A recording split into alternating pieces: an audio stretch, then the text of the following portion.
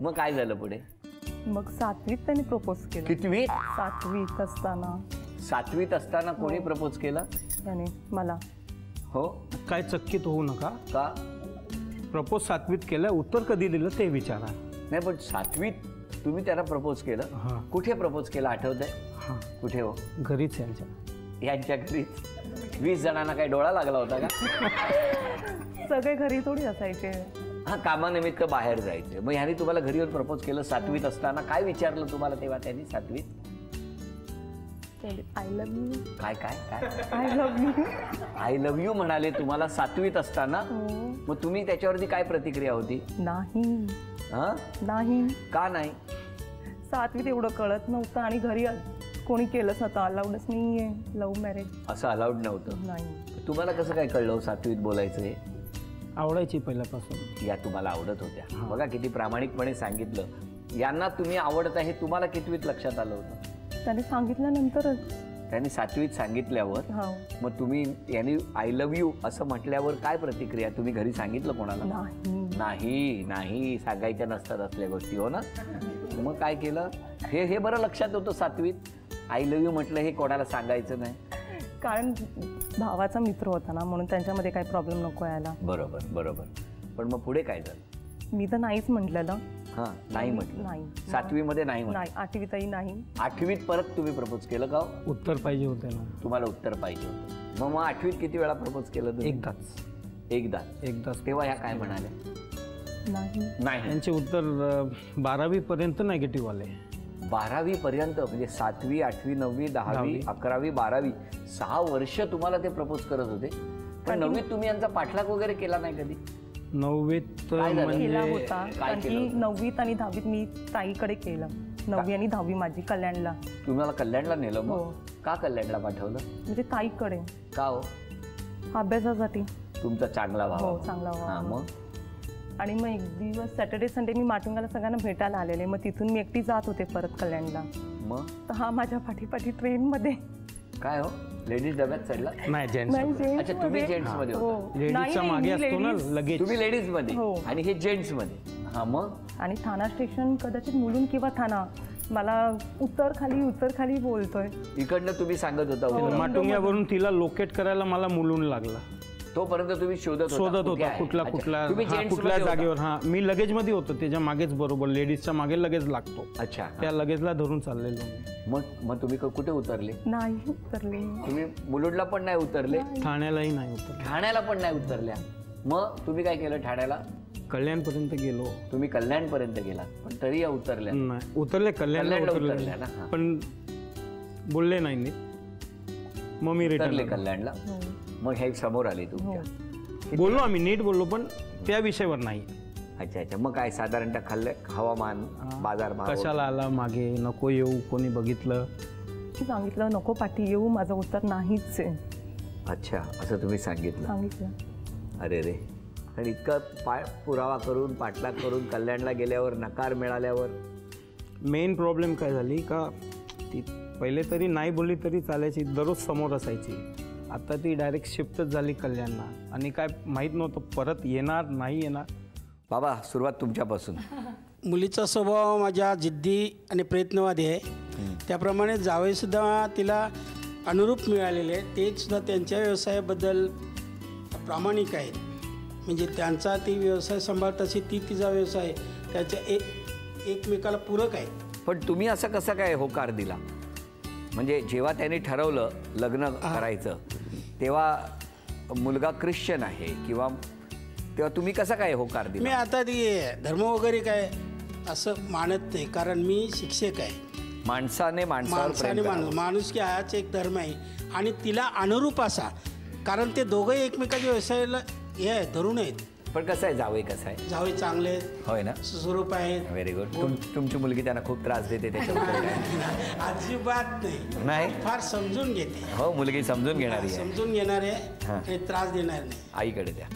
माझी मुलगी तर सर्व कुटुंबाला सर्वांना सांभाळून घेणारी आहे. पण त्यापेक्षा जावाईसुद्धा जेव्हा एक मेला ते आमच्याकडे आले तेव्हा त्यांचा प्रेमळपणा, त्यांचं दिसणं आणि त्यांचा स्वभाव, आणि एकच मला आवडलं की हसतमुख. हल्ली कमी झालं असलं. स्वभाव त्यांचा अतिशय मला आवडला. खरं लग्न झाल्यापासून कमी असतात तुम्ही. तेव्हा जास्त असता तुला. की मला हा जावाई पसंत आहे. त्या दिवशी मी पसंती कळवली तिला. म्हटलं छान आहे जोडी तुमची आणि छान जोडी जमेल म्हटलं. आणि त्यांनी दोघांनी एकमेकांना पसंती केली आणि त्याप्रमाणे आम्ही ठरवलं. आम्ही दोघांनी म्हटलं नाही असं की चला वेगळी जात आहे, आमच्या कास्टमध्ये ज्याप्रमाणे मिळणार नाही तसा मुलगा मला जावाई म्हणून मिळाला. किती गोड. त्याच्यात खूप आम्ही समाधानी आहोत. बोला अजून कोण बोलणार आता सांगा.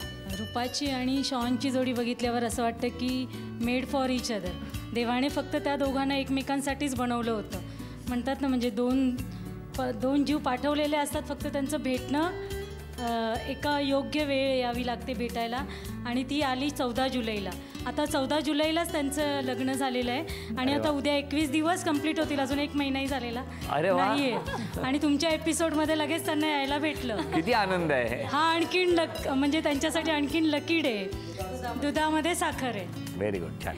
बरं आता 3 आव्हानं बघूया. ह्या अभिनय कसा करणार आणि तुम्ही सगळे कसे ओळखणार. पहिलं आव्हान,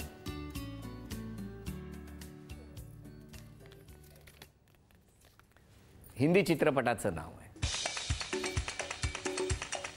बोलायचं नाही. वर्ड्स किती आहे?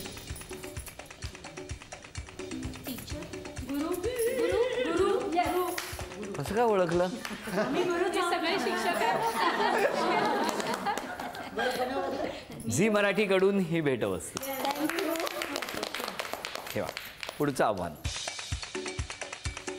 हिंदी गाणं आहे. मी करतो. तुम्ही क्या बात आहे. तिकडे बघू. ओठांची हालचाल करायची नाही. हा ओके ओके. हम दोनों एक कमरे में. हम दोनों दो दिन.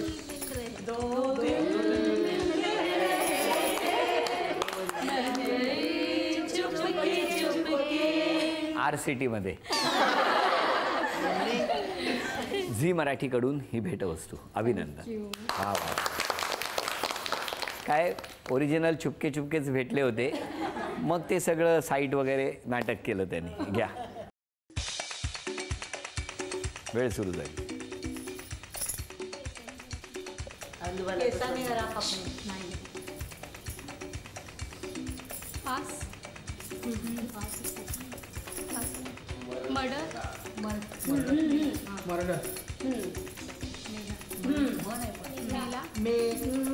मेल्यावर स्वर्ग दिसतो.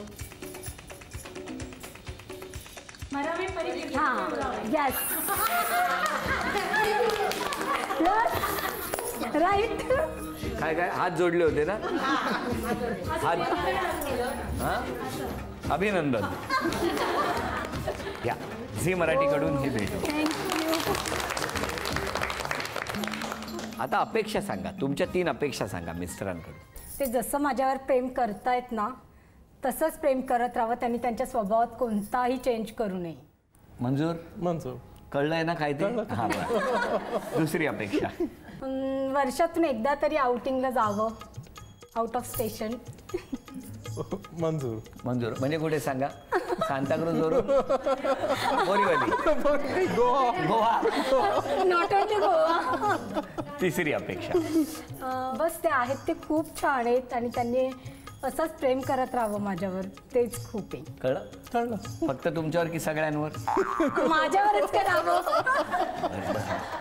तुमच्या 3 अपेक्षा. थोडंसं मला समजून घ्यायचं जास्ती, कारण माझं काम असं आहे कधी पण एमर्जन्सी होऊ शकतो. मला कधी कधी जास्त वेळ लागते, तर समजून घ्या. हां काय हो ते एक मेन गोष्टी आहे. मान्य. एक. दुसरं त्यांचा स्वभाव आता जसं आहे तसंच असायचं. मग त्यात बदल नको कुठे. हां कळलं का.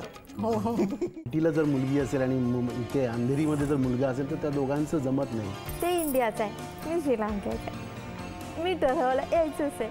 So sweet. किती छान यार. एकदा टाळ्या वाजवा रे.